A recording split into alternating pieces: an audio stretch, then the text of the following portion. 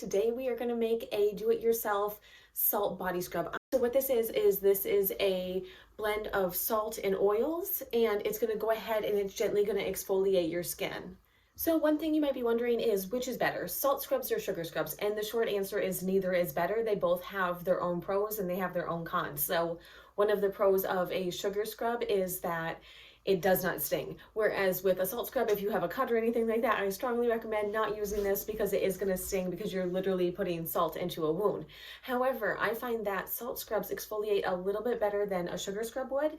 And the other benefit with a salt scrub is typically they're going to have other minerals and benefits in the salt scrub that a sugar scrub just doesn't have. So you could use sea salt. So sea salt is actually from the sea and they go ahead and evaporate the water out and you're left with the salt from there. You could use Epsom salt, which technically isn't a salt, but it does have magnesium and it has all kinds of benefits for your skin. Or you can use Dead Sea salt. So today I'm going to go ahead and use Dead Sea salt, but just know that you can swap this out for any salt that you would like in this recipe. This is my regular Dead Sea salt and I have coarse grain.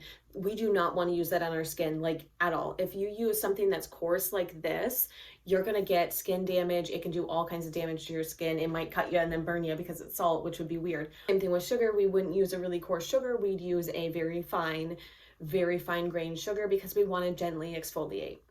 In addition to the salt, we also add a little bit of a carrier oil and also some coconut oil. The reason why we add just a little bit of oil is it adds a lovely texture to this salt. So what we don't want to do is we don't want just all salt because that's going to feel really gross and weird on our skin. We want this to feel amazing. We want a little bit of hydration added in. Now here's the thing.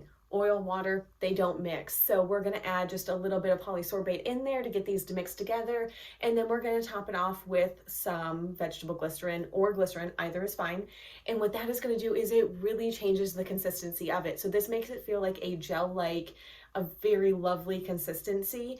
And when you're rubbing it on, the cool thing is underwater, it's going to emulsify. So you will notice that if you get some water in here, it's going to turn like a milky color. That's because everything's going to emulsify together. So at the end of using this scrub, you're not left feeling oily and gross because that would be weird. And your shower is not all slippery because we don't want that at all.